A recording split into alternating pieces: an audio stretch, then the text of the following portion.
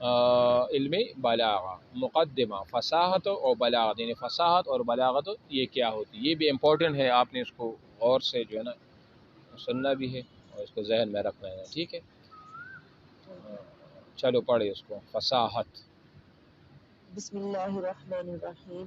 فصاحت، فصاحت کا لغوی معنی بیان اور ظہور ہے۔ جب کسی بچے کا کلام واضح اور ظاہر ہو جائے تو کہا جاتا ہے افصاح سبیزہ کی منتقا، بچہ اپنی گفتگو میں فصاحت والا ہو گیا، یعنی اس کا کلام ہاں جی، فصیح واضح ہو فصاحت گیا۔ کا لغوی معنی کیا ہے؟ اگر آپ سے کوئی پوچھے کہ فصاحت کسے کہتے ہیں تو آپ کہیں گے کہ فصاحت کا لغوی معنی ہے بیان اور ظہور ہے، اور وضاحت کا معنی بھی اس میں آ جاتا ہے، یعنی وضاحت، بیان اور ظہور۔ ہم کہتے ہیں کہ فلاں بندہ بڑا فصیح اللسان ہے۔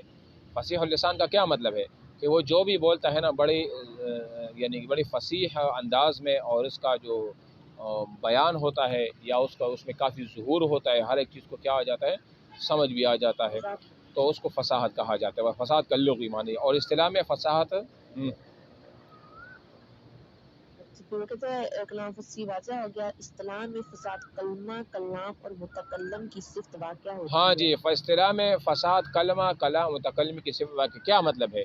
اس کا مطلب یہ کہ جو فصاحت ہوتی ہے نا، فصاحت یہ ایسا ہے کہ یہ فصاحت کلمہ کی بھی صفت بن سکتی ہے، ایک کلمہ بھی فصیح ہو سکتی ہے، یعنی ایک لفظ جس کو ہم کہتے ہیں نا وہ بھی فصیح ہو سکتی ہے، اور ایک کلام پورا جملہ وہ بھی فصیح ہو سکتا ہے، اور متکلم بھی، یعنی ایک متکلم جب میں جس طرح بھی باتیں کرتا ہوں تو متکلم بھی فصیح ہو سکتی ہے۔ یعنی یہ صرف کسی کلمہ کی وہ نہیں ہے، صفت نہیں ہوتا، کلام کی صرف صفت نہیں ہے، بلکہ ان تینوں کی صفت ہے۔ جی مثال میں آپ کو کچھ الفاظ اس طرح بتا دوں، وہ الفاظ ایسے ہوں گے، لفظ ہوں گے الگ الگ، وہ فصیح ہوں گے، مطلب وہ اس میں ظہور ہوگا، بیان صحیح ہوگا اس میں۔ کلمہ پورا یعنی کلام جو ہوتا ہے وہ بھی پورا کلام بھی فصیح ہو سکتا ہے، اور متکلم جیسے میں آپ جب باتیں کرتے ہیں تو جب بندہ فصیح الفاظ میں باتیں کرتا ہے نا تو کہتے ہیں نا کہ اس کی کلام میں بڑی فصاحت ہے، یعنی وہ جو بولتا ہے نا متکلم وہ بڑی فصاحت ہوتی ہے۔ ٹھیک ہے، نوٹ۔ جیسے کہ یہ متکلم کلمہ تو ایک لفظ کا کلام، جیسے ہم بات کرتے ہیں ایک جملہ ہو گیا، متکلم جیسے آپ مجھے پڑھاتے ہیں کہ مجھے ہاں ایک لفظ متکلم، کی ہاں جی سمجھ آ گئی۔ بالکل، اس کی آگے نوٹ یہ کلمہ، کلام، متکلم کی فصاحت ہو، یہ اس کا تفصیلی بیان پھر آگے تفصیلی آ بیان بھی ہوتا رہا جا رہا ہے۔ جی جی۔ ہے۔ کلمہ میں فساد اس کلمہ کا یہ آگے پتہ نہیں کیا ہے تنافری حروف ہو۔ کلمہ میں فساد اس کلمہ کا تنافر حروف، مخالفت، قیاس اور غرابت سے خالی ہونا ہے۔ ہاں جی، یعنی کلمہ میں ہم فصاحت کسے کہتے ہیں کہ ایک کلمہ ہے، ہم نے کہا کہ ایک کلمہ فصیح ہو سکتا ہے نا، تو اس فصاحت کا کیا معنی ہے؟ تو یہ کہتے ہیں کہ تین چیزیں اس میں نہیں ہوں گی تو وہ کلمہ فصیح ہوگا۔ کیا تین چیزیں؟ نمبر ایک تنافری حروف، نمبر دو مخالفت قیاس، نمبر تین غرابت۔ یہ تین چیزوں سے خالی ہوگا تو وہاں پر کیا ہوگا؟ وہ کلمہ وہ فصیح ہوگا۔ اب ان کی الگ الگ تعریف ہے۔ تنافری حروف کیا چیزیں ہوں؟ تنافری حروف، تنافری کلمہ میں ایک ایسا وصف ہے جو اس کلمہ کو زبان پر ثقیل بنا دیتا ہے اور اس کا بولنا مشکل ہو جاتا ہے۔ ہاں، کیا مطلب؟ تنافری حروف، کلمہ میں تنافری حروف کیا چیز ہے؟ یعنی کچھ الفاظ ایسے ہوتے ہیں نا کہ ہم اس کو زبان پر ادا نہیں کر سکتے، بڑی ثقیل ہو، ثقیل کا مطلب وہ باری ہوتے ہیں، زبان پر مشکل ہوتے ہیں۔ تو اگر کوئی کلمہ ایسا ہونا تو اس کو ہم فصیح کلمہ نہیں کہیں گے۔ ظاہری بات ہے جب وہ زبان پر باری ہے، اس کو بولنا مشکل ہے تو وہ فصیح کہاں ہو؟ تو تنافری حروف کا یہ مطلب ہے جو میں نے بتا دیا۔ اگر آپ سے کوئی پوچھے کہ فصاحت کلمہ میں کیا ہوتی ہے تو فصاحت کلمہ میں یہ ہوتی ہے کہ وہاں تنافری حروف نہیں ہوگا، مخالفت قیاس نہیں ہوگا اور غرابت نہیں ہوگا۔ تنافری حروف جو ہم نے پڑھ لیا یہی چیز ہے۔ جیسے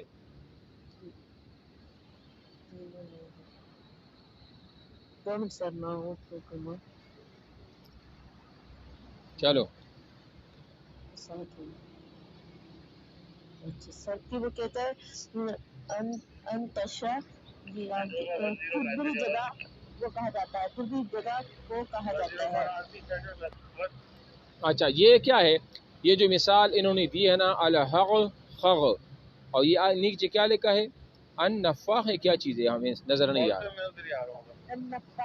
ہاں میٹھے میٹھے اور اور صاف پانی کو کہا جاتا اچھا، ہے۔ اب یہ تینوں الفاظ ایسے ہیں نا کہ یہ زبان پر کیا کہتے ہیں؟ زبان پر مشکل ہے اور باری ہے، یعنی تو ظاہری بات ہے اس میں ہم کیا کہیں گے کہ اس میں تنافر ہے، لہذا یہ کلمات فصیح نہیں ہوئی کیونکہ اس میں تنافری حروف ہے۔ ٹھیک، چلو ہاں جی، کہتے ہیں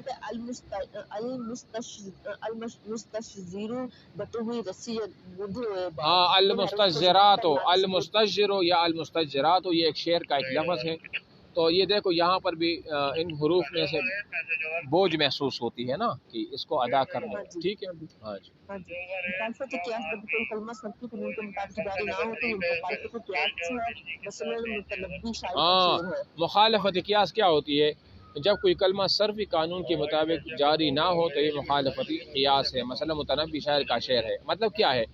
قیاس کا مخالف ہو. صرفی قانون جیسے متنبی کا فَإِن يَكُ بَعْضُ النَّاسِ سَيْفًا لِدَوْلَةٍ فَفِي النَّاسِ یہ کیا ہے؟ بُوقَاتٌ لَهَا وَتَبُولٌ. ٹھیک ہے. اب یہ پس اگر یہ ترجمہ یہ پس اگر بعض لوگ دولت کے لیے سیف تلوار ہو تو لوگوں میں ان کے لیے باجی اور ڈول ہوں گے. یہاں لفظ بوق کی جمع بوقات آئی ہے جبکہ قیاس کے مطابق اس کی جمع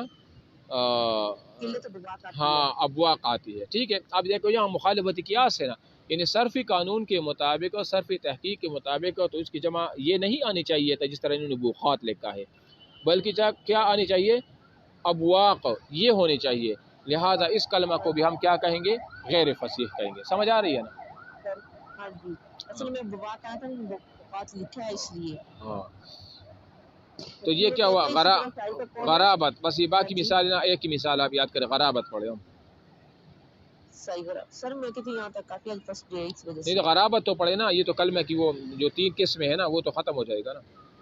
صحیح. ٹھیک ہے سر. کہ وہ کہتا ہے کہ غرابت کلمہ کی غرابت یہ ہے کہ اس کا معنی ظاہر نہ ہو، جیسے تقاقع اس کا معنی اجتماع جمع ہوا، اور افران کا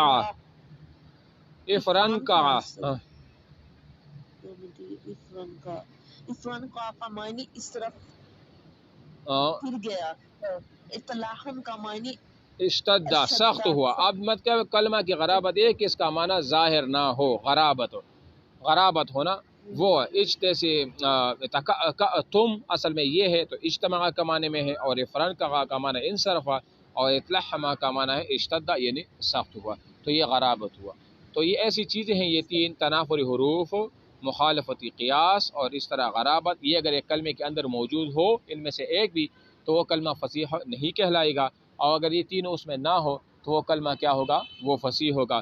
تو یہ اگر آپ سے کوئی پوچھے کہ فصاحت فی الکلمہ کیا چیز ہے، تو فصاحت فی الکلمہ یہ ہے کہ اس میں یہ تینوں چیزیں نہ ہو تو وہ فصیح ہوگا، اور تینوں میں سے اگر ایک بھی ہوگا تو وہ فصیح شمار نہیں ہوگا. آج اتنا ہی کافی ہے. ٹھیک ہے. پھر آگے اس کی تھوڑا رہتا ہے چونکہ اس طرح کے الفاظ اہل عرب میں رائج نہیں، اس لیے اس کے معنی ظاہر و مشہور نہیں ہے. بس ٹھیک ہے، وہی والی بات جو میں نے تشریح بتا دی. چلو. پھر آگے